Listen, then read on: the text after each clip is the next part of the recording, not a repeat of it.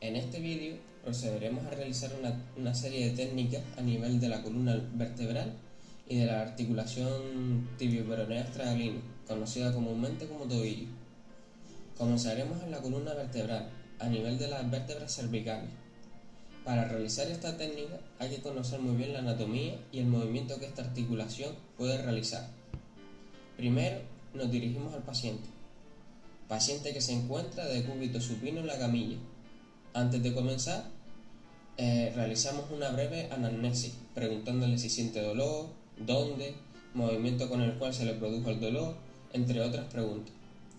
Una vez finalizado, empezamos a explorar. Para ello, apartamos la musculatura que cubre a las vértebras cervicales, como son los esternocleidomastoideos y parte de los escalenos. Posteriormente, palpamos con los pulpejos de los dedos las apófisis transversas de las vértebras cervicales con el fin de hallar la zona dolorida y ver si alguna de estas está rotada. Notaremos que lo están cuando, aparte de ser muy dolorosas, sobresalen de ese lado. Por ejemplo, si palpamos y notamos que la C4, C3, su apófisis transversa derecha está más prominente, querrá decir que está rotada hacia ese lado, el derecho, con lo cual ya sabemos cómo se encuentra situada. A partir de aquí, la técnica es muy sencilla. Se trata de realizar un juego articular del cuello o slack en el sentido contrario de donde se está produciendo la rotación. Para ello, colocamos nuestro dedo índice debajo de la apófisis prominente y sujetamos con nuestras eminencias tenarias la cabeza del paciente y realizamos el slack hacia el sentido contrario, haciendo un primer movimiento de la lateralización del cuello, un segundo de inclinación y un tercero de rotación, y con esto reduciremos la rotación.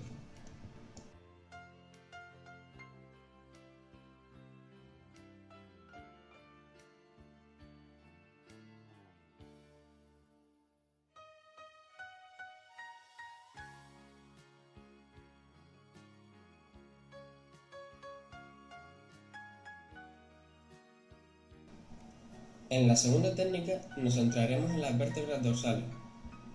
Su principal objetivo es igual que el anterior, reducir las posibles rotaciones de la columna. Inicialmente, tras realizar la anamnesis, nos dirigimos a explorar. Para ello, colocamos al paciente de cúbito supino. Uno de sus brazos lo colocamos a la altura del acromio, del lado contrario aproximadamente, y el otro a la altura del dorsal ancho, del lado contrario también, de manera que los brazos se entrecrucen. En esta posición, con nuestro cuerpo ergonómicamente correcto, le presionamos para ver si hay dolor a la presión. Si no es así, podemos proseguir llevando con nuestras manos al paciente a una posición de decúbito lateral, haciendo que mire hacia nosotros para poder explorar correctamente las vértebras. Cuando palpamos, si notamos que en la línea vertebral una de las vértebras está más saliente, hacia abajo, quiere decir que está rotada hacia la derecha. Si estuviera al revés, deberíamos de colocarnos ambos en el otro lado para reducir la rotación. La técnica, una vez explorada, es muy sencilla. Tras localizarla, ponemos la mano como si fuera una pistola. Ahora pondremos una foto y ponemos la eminencia hipotenar por arriba de esa línea y los nudillos de la mano por debajo de esa, quedando la apófisis espinosa de la vértebra rotada entre esas dos zonas. Colocamos al paciente en su posición con nuestra mano sin moverla y cuando ya estamos colocados le pedimos que respire y en la fase de expiración presionamos con nuestro cuerpo mientras con nuestras manos hacemos un movimiento contrario a la rotación para colocarla en su sitio.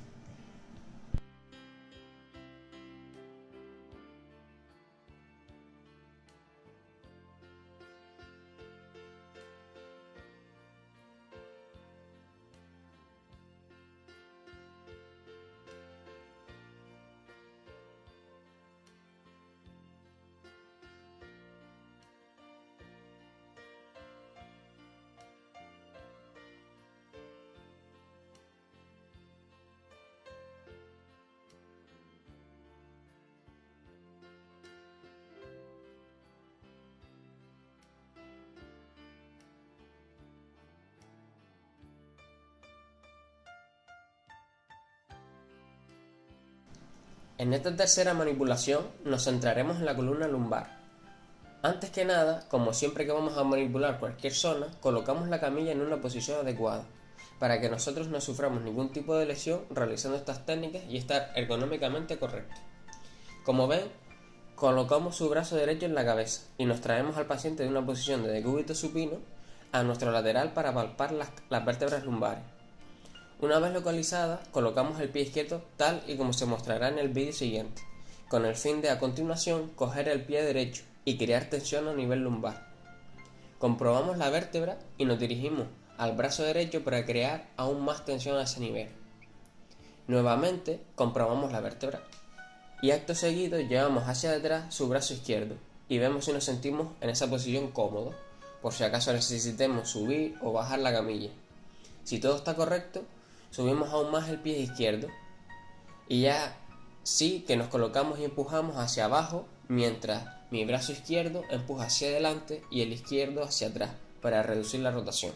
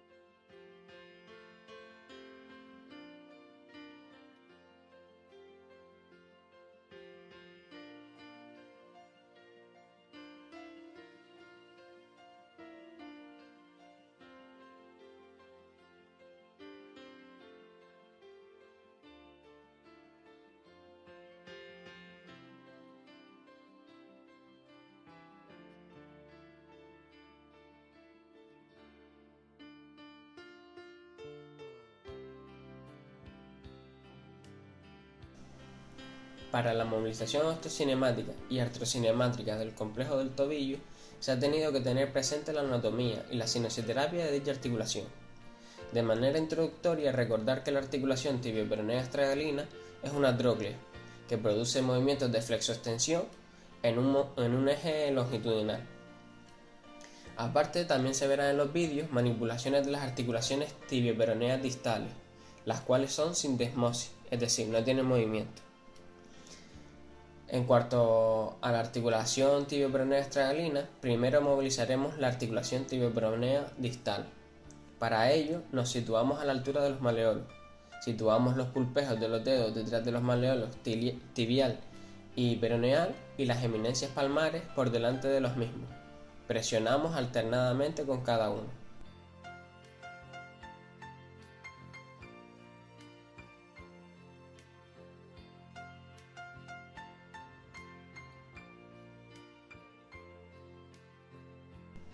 Para la movilización osteocinemática en flexión plantar, el paciente debe estar en decúbito supino con la pierna sobre la camilla en posición neutra. El terapeuta en sedestación en el lado homolateral, a la altura de los pies del paciente, teniendo de toma la comisura del primer dedo de la mano, haciendo contacto con el dorso del pie y de los dedos rodeando a este. La contratoma en la zona distal de tibia y peroné, realizando un empuje hacia el caudal del pie para inducir la flexión plantar. En la flexión dorsal también tanto el paciente como el terapeuta se encuentran en la misma posición. Su toma será la palma de la mano que hace contacto con la planta del pie y la contratoma en la zona distal de tibia y peroné. Mientras tanto, el fisioterapeuta realiza un empuje hacia el craneal del pie para inducir una flexión dorsal de este. En inversión y eversión, el paciente se encuentra en decúbito supino con posición del miembro inferior en posición neutra. y el terapeuta en sedestación homolateral. Su toma será en la comisura del primer dedo de la mano, haciendo contacto con el dorso del pie y de los dedos rodeando a este, igual que las anteriores. Su contratoma será en la zona distal de tibia y peroné, y para la ejecución, si realizamos una inversión, tendremos que provocar una flexión plantar, una aducción y una supinación del pie. Para la eversión, realizaremos una flexión dorsal, una abducción y una pronación del pie.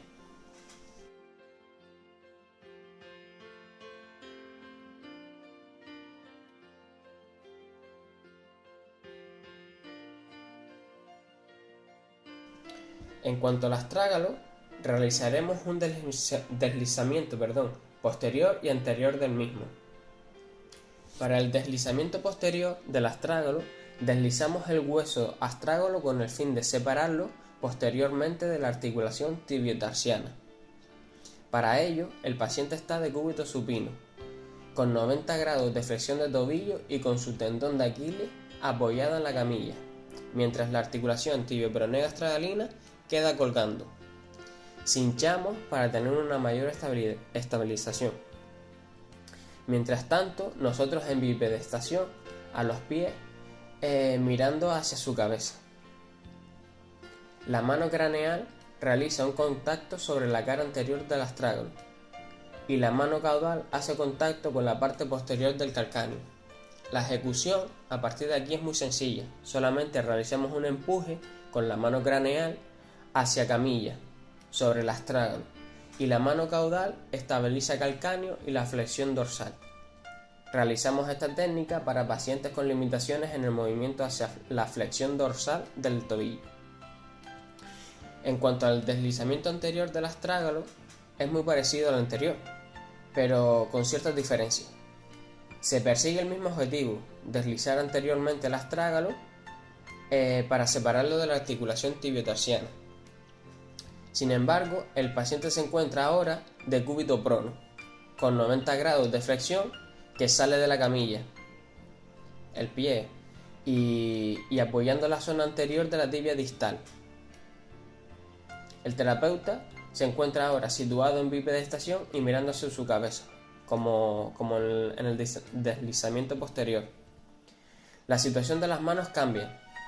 La mano craneal hace contacto con la parte posterior del calcáneo y la caudal contacta sujetando la cara anterior del astrágalo, al revés que como se explicaba en el posterior.